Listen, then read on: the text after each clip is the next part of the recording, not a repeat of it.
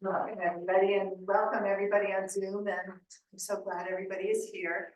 I have to say I'm a little bit biased about the presenters tonight, but so be it. I have been given an introduction, so I'm gonna go for the introduction here.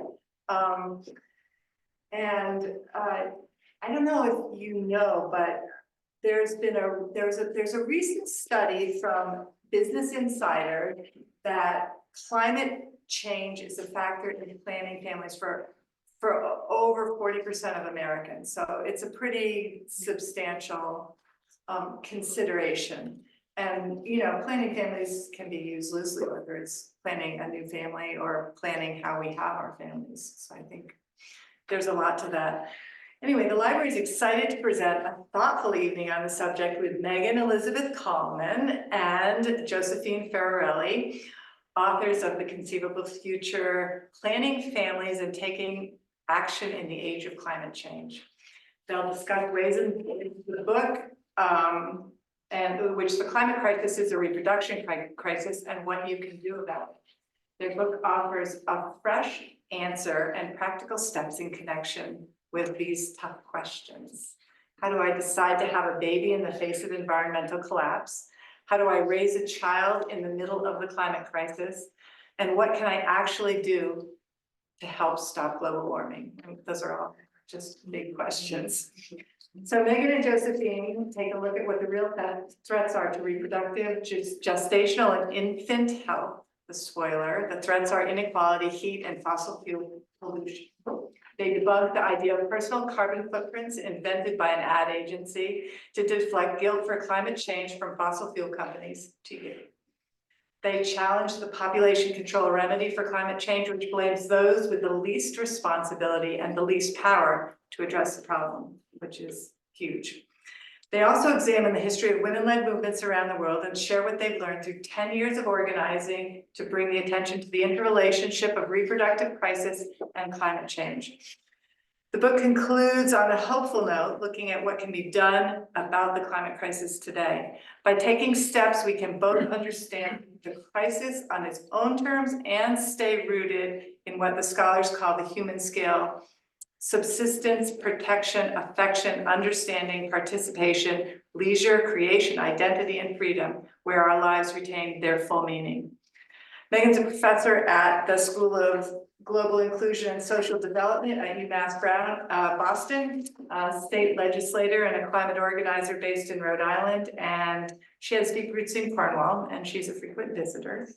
Josephine is a writer, illustrator, and a yoga instructor who lives in Chicago, Illinois. They have been friends, collaborators, and co-directors of the Conceivable Future, the organization that has inspired this book for a decade.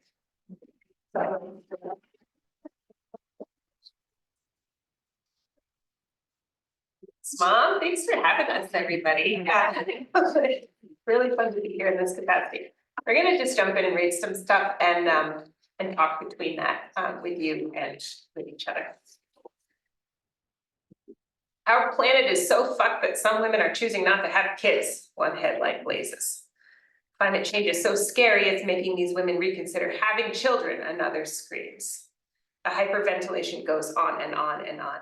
The end of babies, to breed or not to breed, a world without children. The featured image, too, is one we've seen in all its permutations.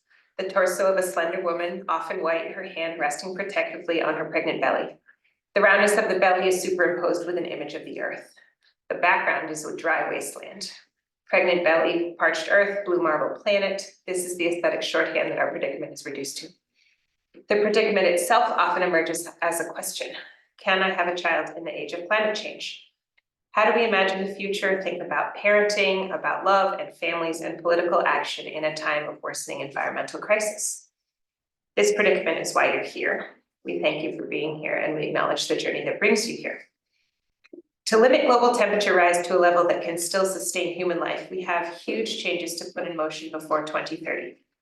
As we write this, that's 7 years to make the most radical transformation to our societies and economies that humans have ever attempted.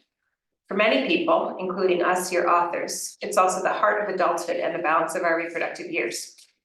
Confronted with such immense challenge and such terrifying prospects and political torpor where there should be action instead, it's natural to want to turn away in fear and despair. A proper headline might read, "The climate crisis is harming our families and threatening our reproductive sovereignty." Those of us in this predicament have a collective responsibility. Our work is to define and defend what's best in human nature and culture and honor the world in which we live. This is why we get up every day, to protect all that is beautiful, beloved, and vulnerable, despite worsening odds. Young adults have a unique experience of this crisis.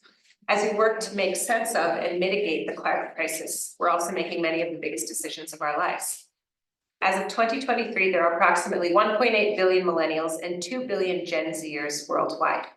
Chief among our decisions over the next decade are whether to have children and how to parent the children we have. Such decisions have always required that we imagine a future for those children. And that imaginative exercise, while not universal, is central to the human experience. And today that future is volatile and dangerous. Across the world, young people are asking themselves, can I have a child or another child? How do I protect my children and how do I care for a family under growing threats? Some of these questions are culturally specific and some arise from the acute pressures of a particular time. But if you're reading this, you're likely already aware that this moment in history presents some of the most challenging conditions in which to live consequential years of your life. Whether you're moved to become a parent or not, whether you're already a parent, wanting to be a parent, or struggling to decide, the fact that you have this book in your hands means you've grown up and grown older to warning bells sounding louder each year. We know that the climate crisis is an emergency, but many of us experience a disconnect between what we know, it's serious, what we feel, an ambient sense of dread, and what we can do about it, we wish we knew. So if your experience is anything like ours, we're sure it's been weird. So much of the rhetoric around the climate crisis says we must avert disaster for the children. And when we love our children, our students, our siblings, our nibblings, our young friends, we understand this viscerally. But in an equally true way, we are the children. We were all born into this crisis, and we have only to look at our parents to know what it is to act or not act for the children. With this awareness that we're knotted to the past and the future by family, it may be easier to shift from fear and blame and guilt towards solutions.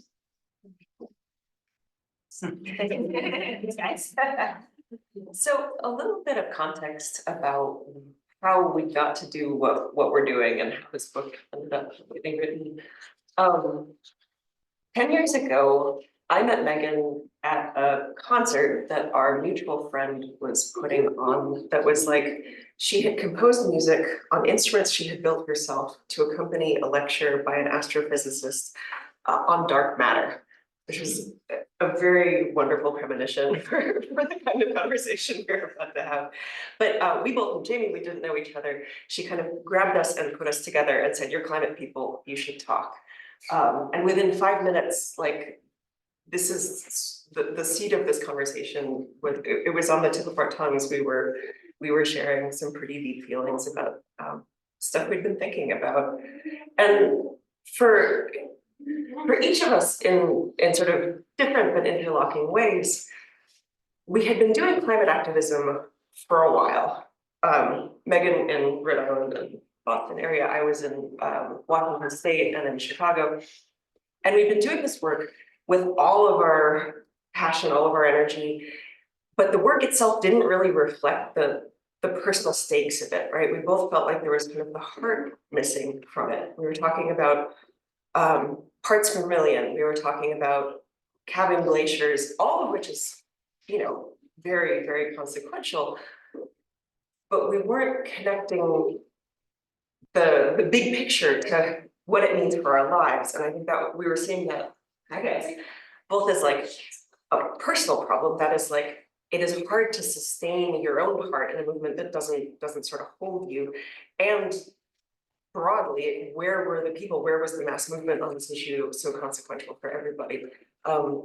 So we started to dug into our second wave feminist history, and we looked at this practice of consciousness raising parties, which they did in the 70s to talk about feminism, and we were like, well, we could probably do that. So basically we started throwing these little parties where we would invite a whole bunch of people into the room and say, how's climate change changing how you think about your family and about either having families or raising families wherever you are in familying?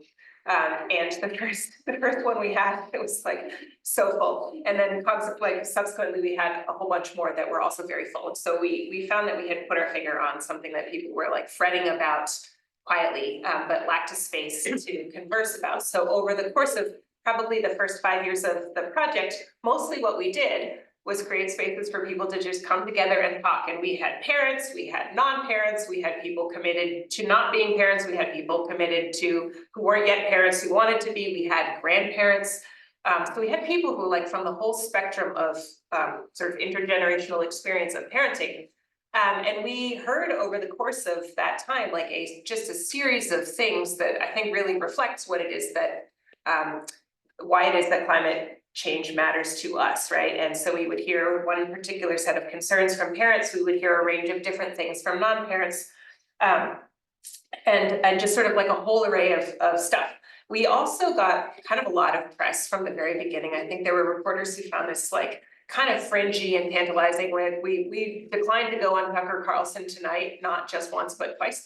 And so it kind of popped into the public discourse, but in a way that lacked a lot of nuance, and we'll get into a little bit of that later. Yeah, so that idea, I guess at first we were answering questions about like, why are you having this conversation at all? Are people even really thinking about this from outside? And so we started to understand that reproduction is really like the one really powerful way into the climate conversation and potentially radicalizing. So this section is called The Climate Crisis Understood Through Reproduction.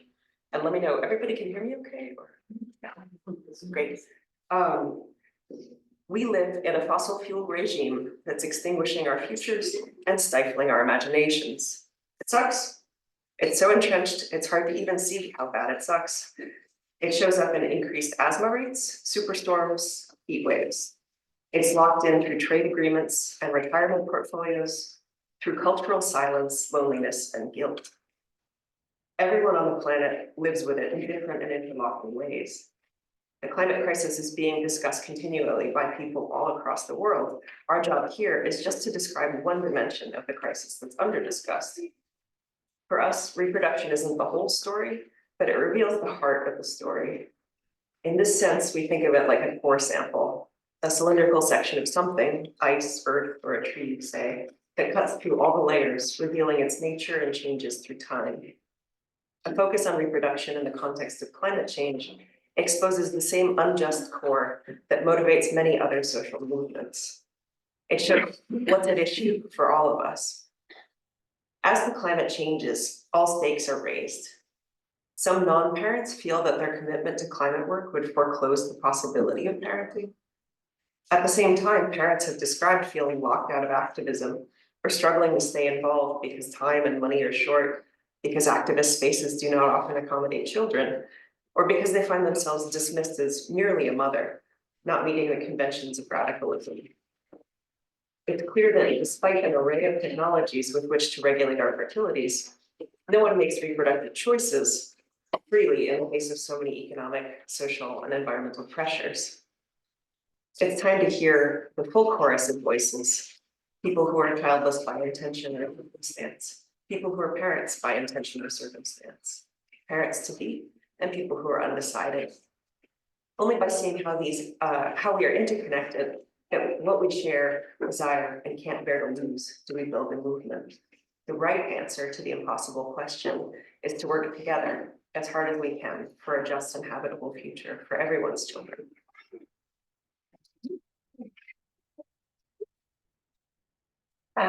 In the decade of organizing around these issues, including hundreds of conversations with house party attendees, activists, student groups, podcasts, reporters, friends, and family, we've developed a few principles to which we try to adhere. And the first is that we focus on the problem, and the problem is not you. The problem is that our economy is built on extraction and thrives on inequality. And our leadership has prioritized short-term profit over long-term survival. Society elicits the worst pieces of us rather than calling forth our better natures. So while all of us are implicated in different ways, none of us is individually or personally responsible. And so we focus on the problem. Despite the impulse to finger wag and scold, this moment calls for tremendous compassion and courage. If your adult daughter expresses hesitation about having a child because of the realities we're faced with, then a good answer would be to listen with empathy rather than to try to change her mind. Across the climate movement, we can let people's responses to the problem point us to the source of the problem, rather than trying to regulate those responses or cajole people into responding differently. Focus on the problem. Get together. We're all feeling powerful negative emotions, whether we're able to fully acknowledge them or not. But those emotions are often stuck inside us where they impede rather than inform action. The climate crisis is not an individual problem, although we experience it as individuals. The mental health aspects of it affect countless people across the world. But if we don't share our feelings, we obsess privately, turning ourselves in on ourselves rather than banding together. We gatekeep ourselves to each other. Well, I know I drive cars, so I shouldn't talk, or, well, are you a climate scientist? Rather than identifying the bigger forces that are acting on our lives. And the innate climate problem of scale, that we're tiny and helpless, is aggravated by isolation. But this cognitive dissonance is paralyzing and demoralizing. So if you follow the personal footprint reduction strategy to its logical end, the most effective action you could take for the climate alone is to kill yourself now. And we don't actually say this to be callous or macabre. The tragic reality is that some people who are no longer able to bear this devastation have ended their lives. But the example proves the point. Suicide doesn't solve the climate crisis. One person fewer on the planet does not fix systemic injustices. So we can move beyond the view that our individual consumer choices or reproductive choices, or in the limit case here, our existential choices, are the most meaningful contribution to the fight against climate consequences. We're best able to do more good than harm when we join together, when we become bigger than ourselves, when we reach for bigger levers. And so we have to get together. The light bulb was invented by candlelight, so we start from where we are in order to make a better world. 2 more pillars. Politics is what you do. Politics is what you do collectively, not what you believe or how you feel. We know that climate action can alleviate climate anxiety, but our action only succeeds when we're grounded in personal practices and supportive relationships. Nobody can survive on a diet of negatives, nor can we survive in a state of simplistic optimism, suppressing fear and grief. Your politics will be animated by your beliefs, propelled by your feelings, but your politics is what you do to change a system in collaboration with others. Believing in climate change is not political action. Worrying to yourself about climate change is not political action. Political action is political action. The decision to have a child or not is informed by our beliefs, may be informed by our beliefs and political orientation and identity, but it is not inherently a climate action. In other words, there's no one thing that you can do in your personal reproductive life that will fix the problem of climate change. The only moral imperative of the impossible question is this: to demand the biggest systemic solutions we can imagine. And finally, our vision is the conceivable future. We are describing a vision of a life worth living and a world worth living in. Hope compels us. Hope, as Rebecca Solnit describes it, is an action rather than an expectation of a preordained future. Hope locates itself on the premise that we don't know what will happen, and that in the spaciousness of uncertainty is room to act. Optimists say a tech fix is coming, pessimists say the die has been cast.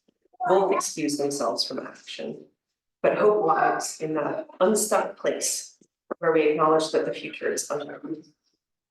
Hope is the belief that what we do matters, even though we don't know if, when, or how our actions will have an effect. What we do matters because it defines our character, our relationships, and the quality of our lives. Climate action matters because Black lives matter. Climate action matters because we hold all genders to be equally precious. Climate action matters because reproductive rights are human rights, and a knowledge of history demands justice. If we hope to arrive in a just future, every step we take must be made of that material. So the first part of the book is basically what we learned in 10 years of organizing around these issues and what we've heard. So for instance, we learned pretty quickly that we couldn't really have a conversation about reproduction and climate change without confronting, for instance, some of the arguments around populationism, which is a kind of ugly paint job for a lot of eugenicist arguments. We can talk about that a little bit later, but The first part of the book is about climate and reproduction and sort of the history and the context and the contours of that. So we talk about movements led by and for women across the world, sort of if and how and where we fit in that. We have quite a long argument with the populationists about why they're wrong. That we provide that context. The second part of the book is designed to help folks get activated and feel active and empowered.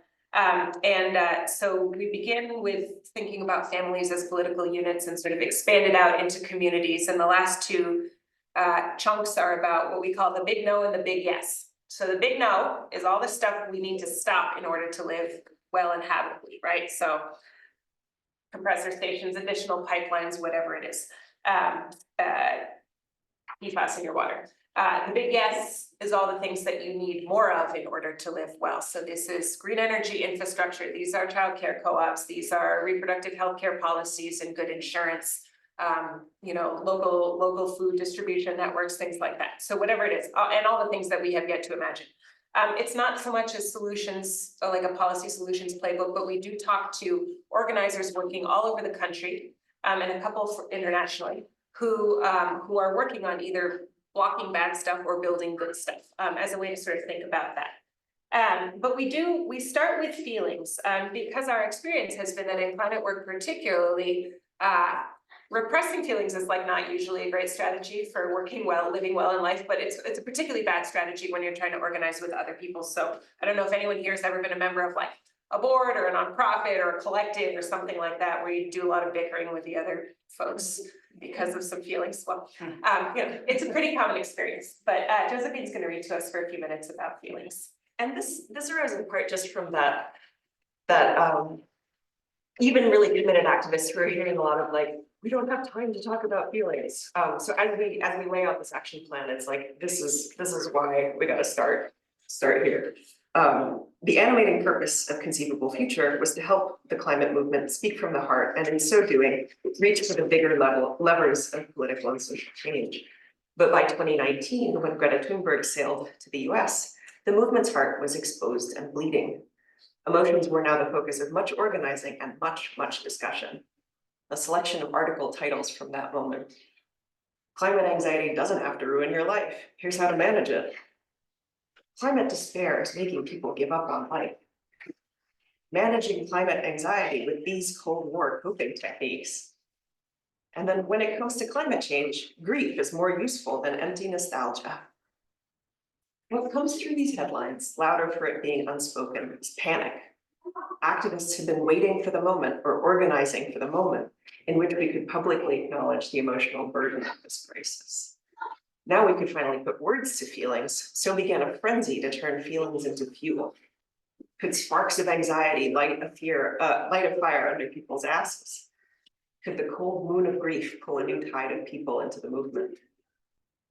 But feelings are a funny, shifty thing, and as we know, they're paradoxical. When we agreed, Meghan and I, that we were sick of grief at that moment, we weren't swearing we'd never feel it again. We were acknowledging that emotions can change in an instant.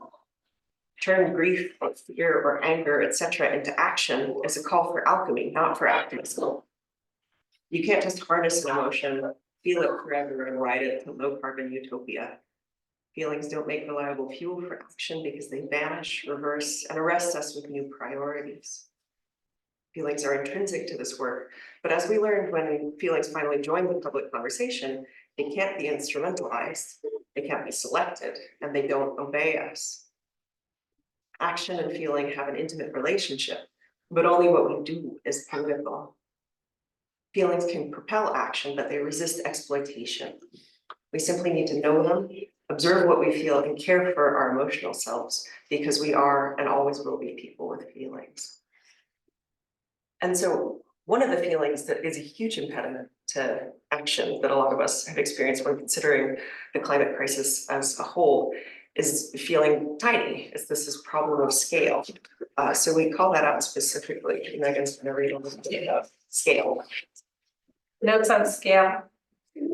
Given that the climate crisis is so big, it's literally birthing a new language, we'd like to point out an Alice in Wonderland paradox of scale.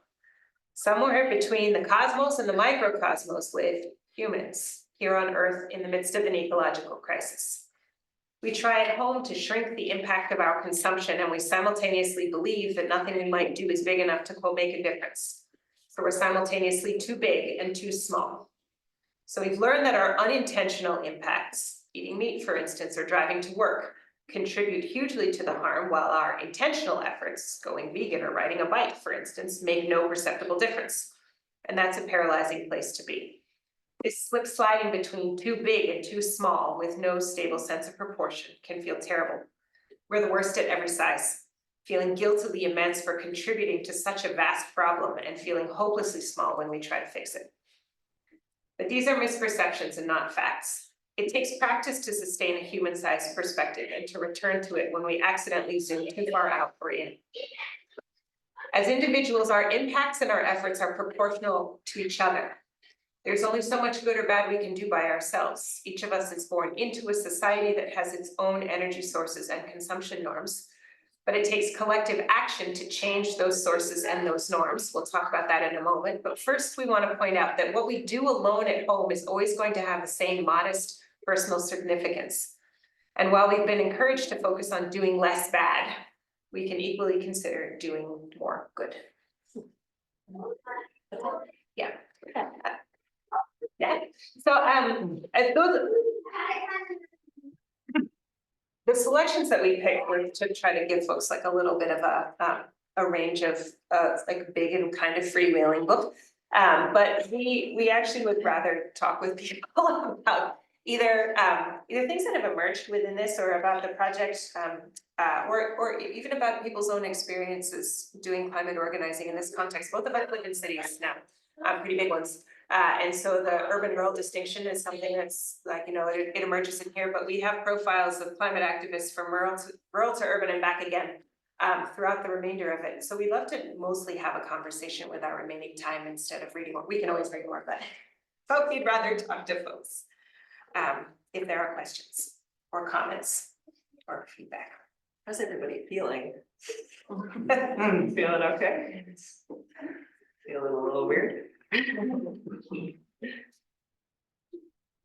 Josephine, I wonder, was someone if you could get us going by talking a little bit more about what we've encountered around the population records. Yeah. So when we started this project, it was really about our own experiences, thinking about the future and thinking about what that would be for future children and what it meant for like our generational succession. And so we thought that had a lot of political power and we wanted to bring that out into the open. We didn't actually intend to talk about the population at all, but we found that the only conversation that had been happening at the intersection of the climate crisis and reproduction was the conversation of population, the ideology of overpopulation. So we got educated really fast about the history and the contours of that and the ways that it's been used to harm the most vulnerable and to kind of align the harm of the people with the most power doing the most harm.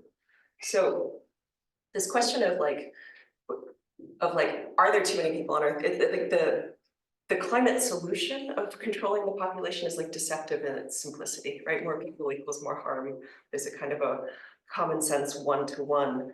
But the first fact is that like no one has ever established like a carrying capacity for the Earth. No one has ever arrived at a figure that is like the number that the Earth can or should have. There are some ideas about what the material limits to our consumption are, right? So if everybody, the first number that we encountered was if everybody on Earth consumed the way middle-class American consumes, we would need an extra 4.5 to 6 Earths worth of resources to sustain that, right? And in the US, the population was not growing. It's at an all-time low.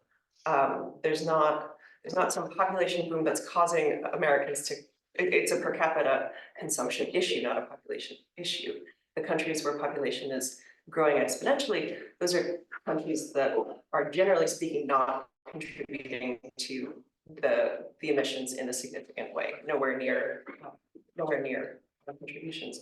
So that carried us for quite a few years, but then when we were researching this book, we started to hear that there was better research being done about economic inequality and how it correlates to carbon emissions. And Megan can tell you a little bit about that. So, I mean, the history of population control is entwined with mostly international development agencies. It started with a guy named Thomas Malthus, whose name people might know, who was incidentally one of 7 children. But, you know, and as Josephine said, the basic argument is that like we can prevent poverty by preventing the existence of more people, right? By preventing future babies. I think the most pointed example of this sort of failure of this theory has been China's one-child policy. They violently restricted people's human rights for several generations, and during that time, China's emissions rose to surpass that of the United States. And so, you know, population only correlates to emissions via consumption, right? So if, and these ideas that like we can repress population and therefore that would fix the climate, is based on this idea that everybody's sort of consuming at this high level.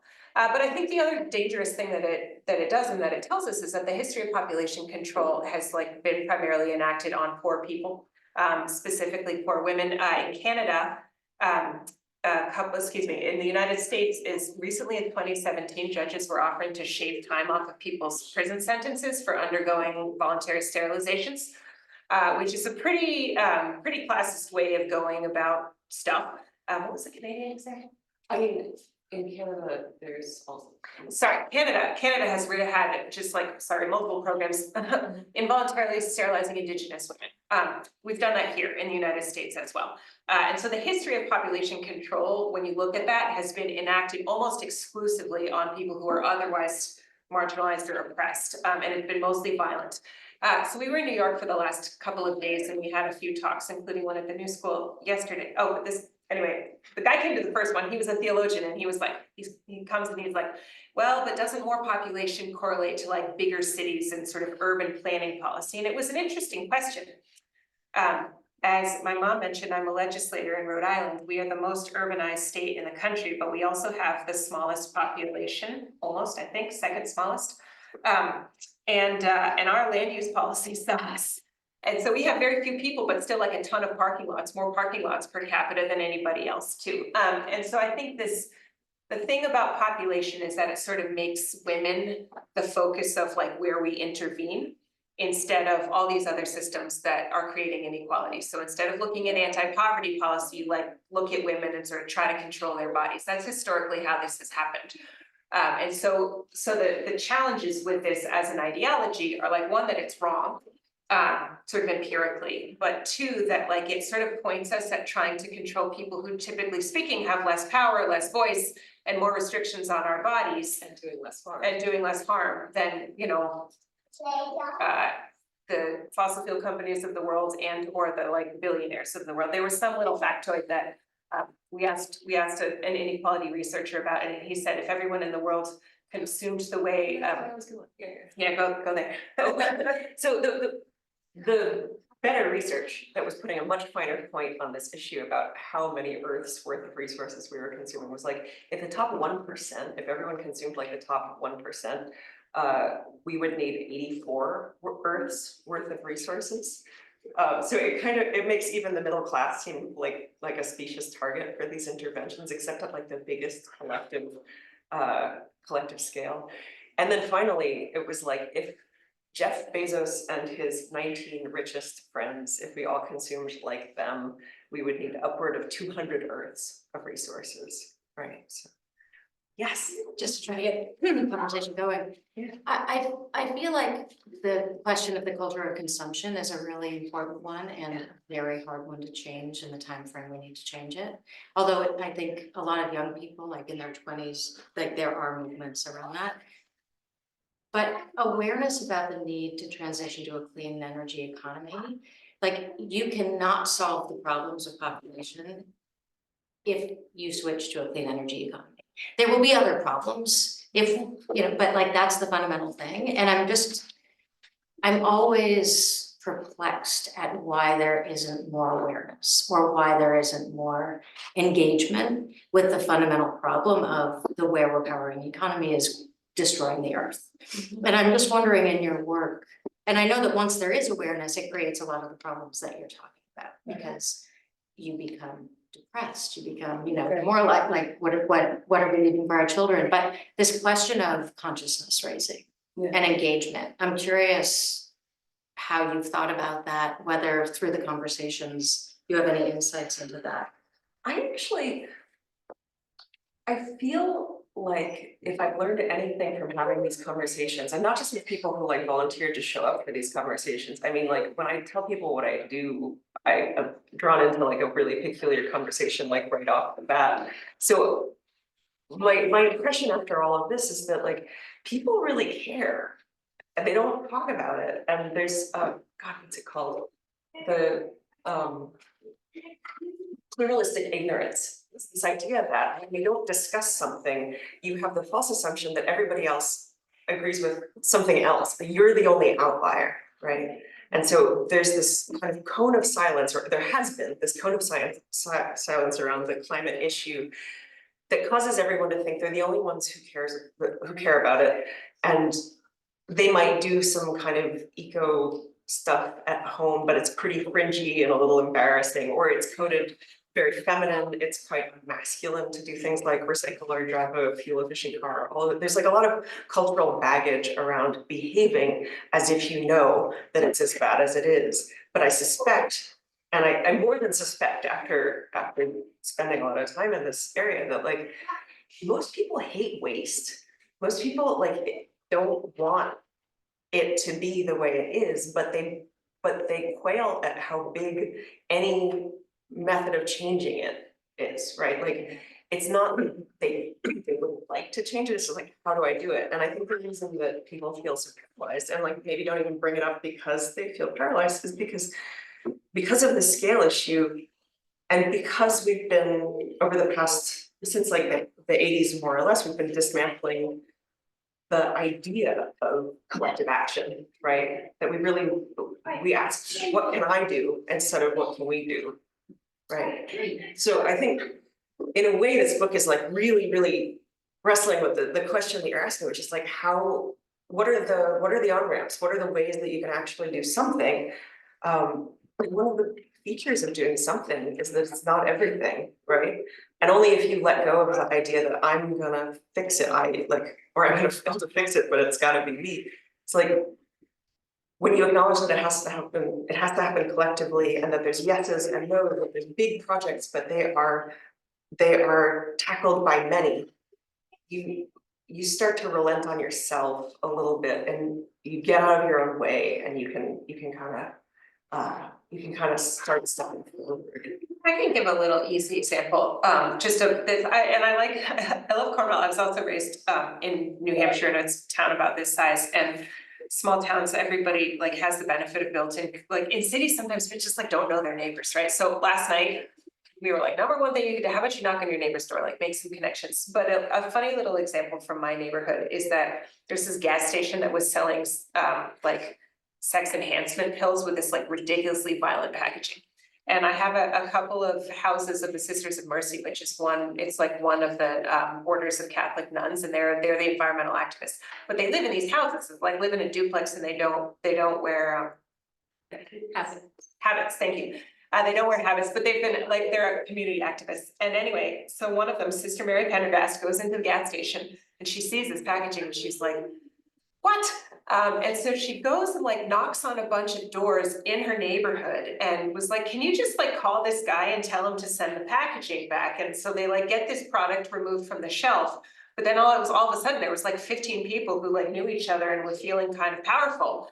And so now the next project has been to sort of save this last little bit of green space that exists. So this is a very big environmental racism problem in that side of town, and the city tried to take it over and they wanted to turn it literally into a parking lot for Amazon. You can't make this stuff up, like the last park on that side of this city. But starting with this group of people who had like, gotten the like offensive packaging sent back, have mounted this massive campaign to save Morley Field, and seems like they're being successful at it. The thing hasn't been developed. And so it's one of these things where like, I think a lot of things, it's easy to tell ourselves that like sending back, bad sexist packaging or like saving one park is not changing our energy sources, and that's true, but that is the foundation of changing energy sources. And like, so I'm a sociologist in my day job, it's like, these don't make us any money. But when you look at the history of social movements, like the ones that, for instance, the US Civil Rights Movement and the Montgomery bus boycott specifically, happened on the backs of really well-organized Black churches. And without that, they wouldn't have had the ability to organize because everybody knew each other, they trusted each other, they knew who was like the potluck quarterback, who had a car. And like, so this, like, all of these networks can be used for everything. And that's what the data says over and over and over again, that like your networks with each other are the most important thing. And that way, whenever the next fight comes along, whatever it is, that you're ready and that you know. And that I think is actually something that rural communities have in spades, usually compared to cities, because cities can be so big and anonymous. Like you all live in that in a way that's really different. But that said, there are,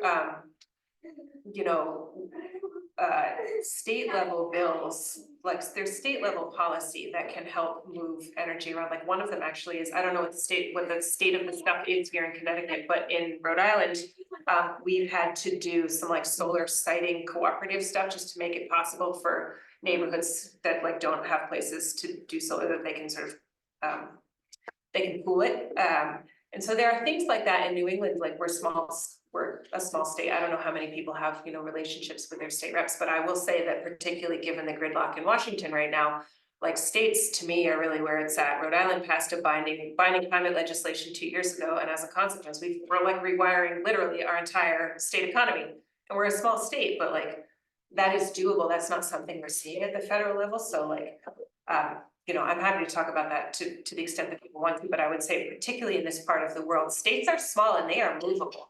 And your state reps are all within striking distance, right? That's kind of, and they're in session now, as of I think Wednesday, right? Yeah. Yeah, I was curious, maybe taking a step back to more of a macro view. One could argue that one of the reasons we've so flagrantly harmed the planet is due to an inherent disconnect, an increasing disconnection with the natural world. And if that's something, not having read your book, that you get into and try to dissect in the book, and then to piggyback on that, if disconnection is one of the core problems with how we regulate environmental policy and all of that, and enact environmental policy, how do we mend that disconnection, increase the connection? So as a policymaker and an activist, and someone who grew up in a place where there probably was a very strong connection between culture and nature, and also with the community, in your work, how do you see mending more of that divide and mending that fragmented relationship with the environment, and also how that can parlay into action for rearing the next generation? It's a really good question. It's also a good question for us because we were raised in literally opposite contexts. Josephine grew up in Manhattan, and I grew up between Harrisville and Hancock, New Hampshire, populations below several thousand in each case. Want to start? You want to start? Why don't you go macro and I'm going to micro? Yeah. Yeah, so I think more than half of the world's population lives in cities, right? So I think for number one, we have to dispense with the idea that like nature doesn't exist in cities, because it does, but it looks very different than nature looks in Cornwall or New Hampshire. Like we have to set that aside. Things that grow are nature, people are part of nature. And I think this is kind of like weird and conceptual, but I do actually think that if we consider ourselves nature, then we can maybe be more attentive to it in the ways that we weren't thinking about it. So my best childhood friend actually managed a park in Manhattan for quite a number of years. So the example of the last green space is maybe important in this case as well, because I think like we need to be able to build, and this is where policy matters. So like we're protecting green space for people who live in cities, and creating opportunities for that to be a part of everybody's reality is super important. Our Department of Environmental Management this year just got a grant from the feds for like $2 million to teach kids from the urban core of the state of Rhode Island how to swim. And so there's like a bus and it goes down to the ocean. And there's a huge number of kids in my community that have like not ever been to the ocean, not even, it's 15 miles away. And so I think there are some policy interventions that we can make like that. This is also, I think, where the environmental justice movement has a lot to teach us around like access to green space, access to trees. There's some interesting data about like street violence goes way down when there are trees in front of people's houses, whether those are apartments or single families. Like nature has a calming effect in our brains in ways that I think we don't understand, but that are measured. So there are like some equity policies that are, for lack of a better word, best practices in cities around access to green space. These are things that we can fund and that we can do. And this is also where it gets a little bit nerdy, like zoning actually matters, right? More parking lots are not great for the world and more public spaces are for a lot of different reasons. I just lost my train of thought, so please. Yeah. I was gonna say just a little, not about policy, but about raising kids. We talked with some psychologists who focus on children's experience of the climate crisis, and one of the biggest takeaways was that it's very understandable why parents want to protect their kids from knowing about climate change and why they also want to reassure their kids that it's gonna be fine. Both of those things counterintuitively we mustn't do. Partly, you cannot protect your kids from hearing about climate change. A lot of science curriculums are kind of sending kids home distressed, and parents are catching the fallout before they're ready to have those conversations. So one thing to consider is like, be ready, be ready to field some difficult conversations. And you don't need to be a policy expert to do this. You just need to be empathetic. And that takes us to the second point, which is, we can't say that it's gonna be okay, and we can't say I as a parent will fix it. What we can say is I am trying to fix it, right? That there are a lot of people who care a lot, who are working, and we can be a part of that. And a way in for kids is definitely nature, right? Letting kids have the experience of the beauty of nature and cultivating love for nature. But as Meghan said, like, we are nature. And this idea that humans are this separate entity that's spoiling everything is not universally true, right? And absolving humans as a category and focusing on the actual humans who are spoiling everything makes it a little easier for kids to find that self-love and familial love around the subject, right? That like, you can love nature if it's a houseplant in your window, as well as if you are, blessed enough to live in the Berkshires. There's a lot of really important work that just happens on the sensory level, on the like micro level, I will say that one of the best experiences I've ever had as a legislator was when a troop of Girl Scouts came in. They adopted the balloon ban, which is a ban on releasing balloons, and it's like, in the grand scheme of things, it's not responsible for like a huge amount of pollution, but this was like a really kid-friendly bill where they could really understand like why it mattered, why you shouldn't do this, why it hurts the birds, that kind of thing. So the whole South County like network of Girl Scouts adopted this as their thing. And then on the night that we had the hearing, we had, 75 young girls between 9 and 12 or 13. And I think actually in no small part due to their presence, we passed the bill that year. It's like pretty hard to look at 75 kids and then just be like, no, maybe that's not a great idea. Like it's a very effective strategy on that particular bill. But the other thing that happened is now we have 75 young girls who believe that like they can be effective in government advocacy because at age 9 or 10 or 11, they were. And balloon bill is good, and I have a group of high school students who work with me on the PFAS bill, which is this like forever chemicals thing. And so, the climate psychologists that we talked to, there were a couple, but they really were hammering on this sense of agency. Is that like there are age appropriate ways to do this, but doing it has to be sort of a core piece of it, because if kids don't see it modeled, they think they're the only ones having the experience. And if you tell them it's going to be okay and it's not okay, then you've made yourself untrustworthy. So you have to be truthful. But there are all these ways to be truthful. But I think Josephine's point about like, if we look at sort of the bad actors within the category of human instead of the category of human and thinking of ourselves as sort of poisonous, and like that leads to self-hatred. That's not good. We don't want that. And there are as many beautiful people doing many more beautiful people doing beautiful work than there are like, I think like we live in bad systems, but I think like the good outweighs the bad by orders of magnitude. There's also some pretty interesting data that says over and over, this number is replicated all over the world.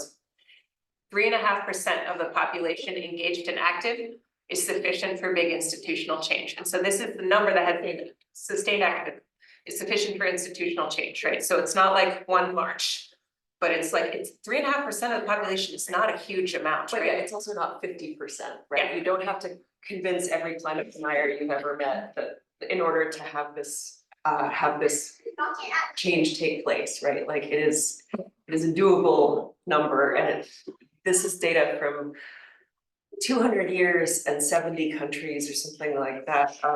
The Eric Chenoweth is the Harvard professor, the social scientist, political scientist who studied all of these cases and found that nonviolent direct action was twice as effective as violent direct action, in part just because more people could participate, right? Like if you're ready to join a militia, you are probably a very limited demographic, whereas anyone can make themselves kind of a nuisance or like a physical obstacle, including, you know, toddlers and people with mobility issues. Like it's a big category if what you're trying to do is get in the way of something. So 3.5 active involvement is supported by sort of passive support, like people at home basically are interested in and agree with what's going on. But the people that are involved in direct action, 3.5 is the magic number. Which is just a really not, it's just like a really non-intimidating number, I find. It's a meetable challenge. And again, I just like, I keep coming back to states, especially, you know, given the House Senate gridlock nationally, like that's 3.5% of Connecticut to pass some real big ambitious stuff is again, like that's a doable thing. We've seen it happen in Rhode Island. And as a consequence, we have some of the most ambitious climate legislation in the country on the books. Because people got like just pissed off enough. But again, this doesn't require like massive confrontation. This doesn't require like, there's nothing violent about that. It's just people showing up over and over and over and burning the phones and like, and we got there, right? It didn't even take that long. It took 2 years for us to get this big bill through, which is I think should be encouraging for other states in the area. We also have, you know, some of the dirtiest power sources in Rhode Island because we don't make our own. I don't know what the power mix is here, but we import all of our energy. So we were importing it from coal, and now we have a sort of increasingly robust wind generation portion of our portfolio. Yeah. We probably have time for one or more remarks, I think. I think we probably have time for one or two more. Yeah, that's great. One thing to piggyback on what you're saying about kind of mending the nature culture divide through I think a disconnection by feeling a part of nature rather than a part of nature, apart from nature. Does your book delve at all into the merits of gardening or the garden as a site where not only nature and culture converge, but also multi-generations as a way to kind of pass down particular love for the environment and stewardship for the environment? And also it's a place that can be enjoyed both in an urban setting, you know, a rural setting, but in urban spaces in particular, I'm thinking too, you look out over the skyline of Manhattan and it looks like a myriad of rooftop gardens waiting to happen. But in urban spaces, you know, using some of the most unlikely spaces, whether it be a rooftop or like an abandoned lot, to turn into a green space and also a site for community engagement with the natural world. So I wonder if that's something you discuss in the book, and also as a legislator, that's something you're doing in Rhode Island. Yes, to both.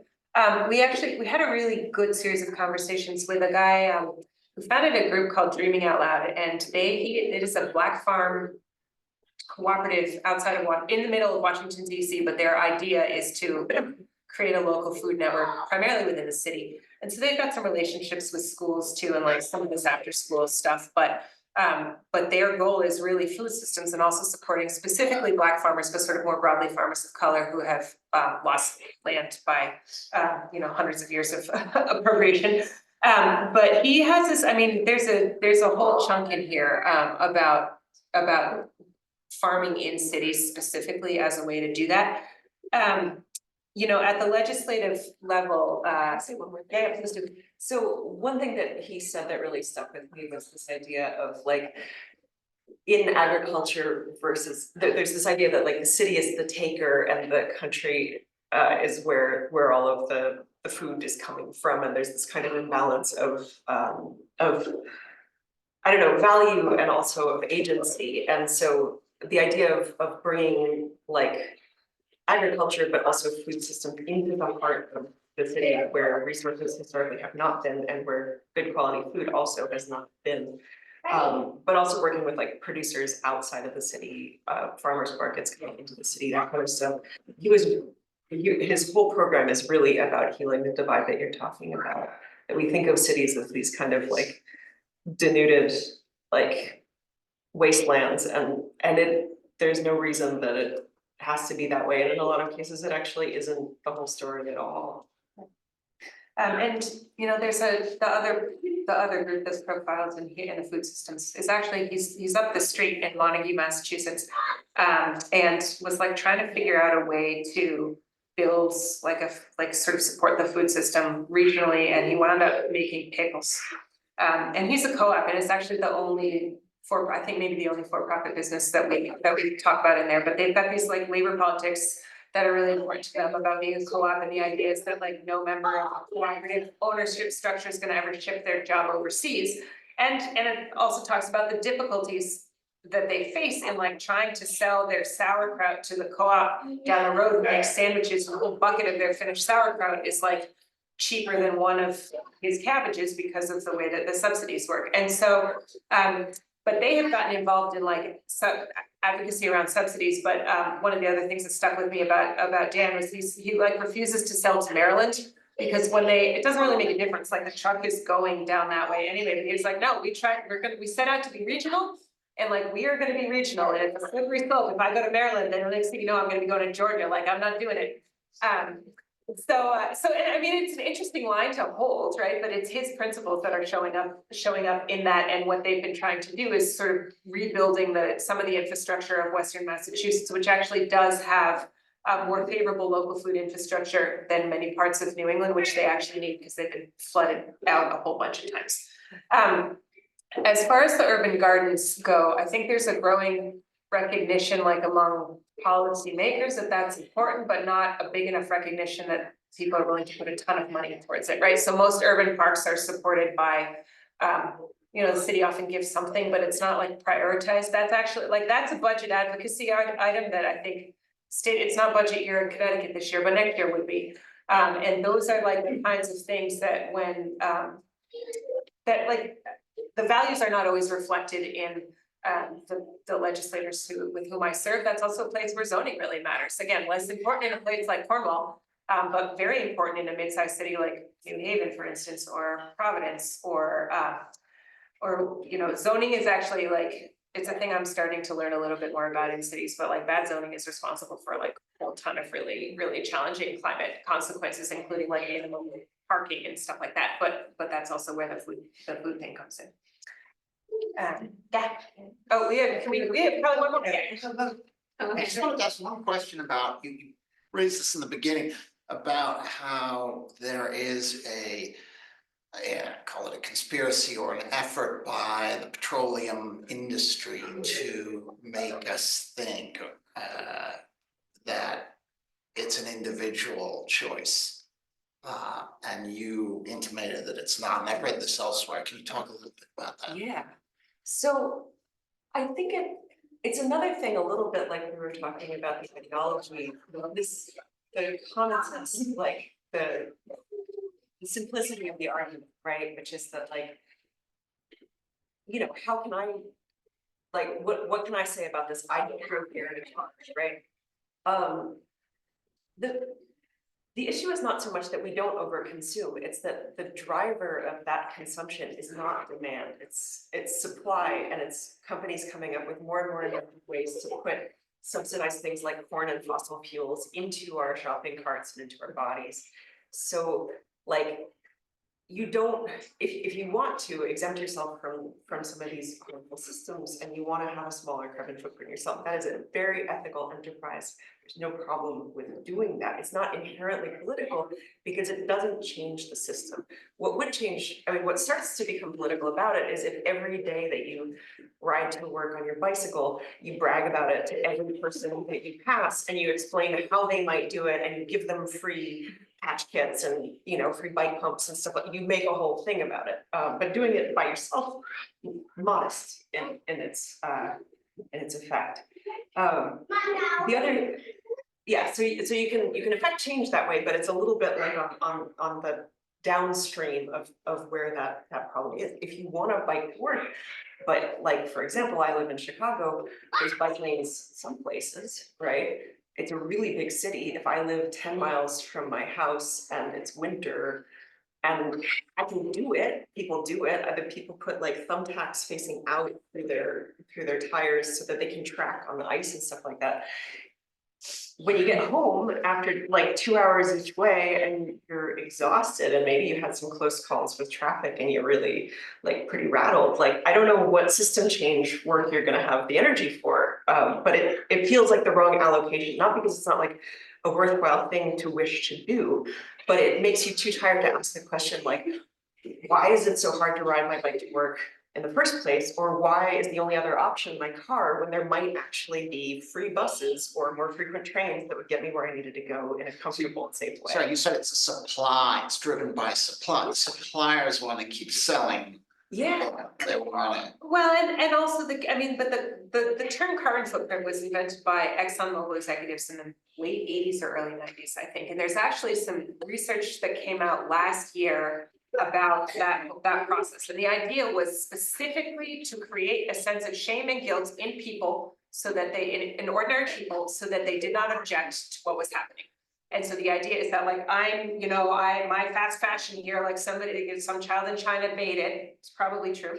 Or I drove here or whatever, so therefore I'm not gonna object when whatever it is that comes, when the LNG compressor station comes into my neighborhood. Because you're basically a bad. Because I'm basically a bad person because I bought fast fashion, right? So they have been extraordinarily effective at doing that, but it was a very purposefully engineered thing. And so in the space of that, right, you have all of these practices and also policies that like encourage further consumption or that, and then the local vacuum cleaner repair shop goes and your vacuum cleaner goes and so you buy a new one, like that kind of, the culture of it builds upon itself, right? Like I have to drive my very old vacuum like 9 miles away to find the one person like in my part of the state who will fix it.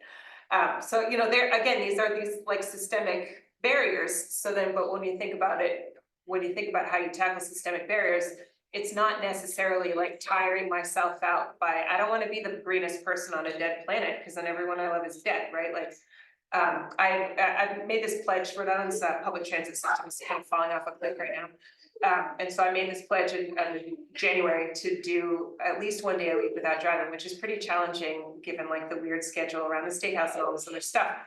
But now I'm just a pain in everyone's ass because I take a picture and I put it on Instagram and I'm staying here and blah, blah, blah. And I have gotten so many calls from the Department of Transportation about like where the pothole is or where the light isn't fixed because I made myself a nuisance, right? And I have a bigger platform than many people. But I guess the point is that like when we just look inward at the things that we are doing wrong, it takes all of our energy away from looking outward at the things that we could be doing to make it better for everyone. And so if I just, wear myself out on my dangerous bike commute every day, that's time that I don't get to spend getting a bike lane in that would make it sort of safer for everyone or whatever. And it's not exactly like a conspiracy theory. I mean, it's pretty well documented, like how these messages were communicated, but they did land on a pretty receptive audience, which is like a hyper individualistic country where we're ready to believe that it is all our fault and it is all our responsibility, and we don't depend on the collective, we don't depend on civic services and stuff like that. So it's not like entirely the like Machiavellian like plot of. Do you cite that in the book? Is there a Yeah. PR firm that helped Exxon? Yes, absolutely, and we do cite it, yeah. If you there used to be a nonprofit called PR Watch. This guy, John Staubach, and he went around exposing the PR companies that were doing Yeah. stuff like this, Yeah. because you don't Well, realize it's, it's very subtle, it's very professional. it's exceedingly professional. So I can point you towards two of these citations. I actually, so in my day job as a researcher, I have an article that a colleague of mine did, she, based on data from the uranium companies in Utah, they did the same thing. And so we have data on that, and we have data on the Exxon thing. The Exxon folks was, I think, a woman in the economics department at Harvard like a year and a half ago. But yeah, it's extremely subtle. And it's very, very effective. And as Josephine pointed out, like it lands on an audience that like we love to believe we're super powerful, which also means we're super guilty when we do something wrong, like culture. They're also, I mean, more particularly, they are the tobacco people. They just, Right. this was their next gig, Right. basically. Yeah. And they did a great job of it, but like now, it's come to light that is not that was intentional manipulation, and I think we can, see it and choose to look beyond it. Cool, I think we're out of time, but thank you everybody for being here.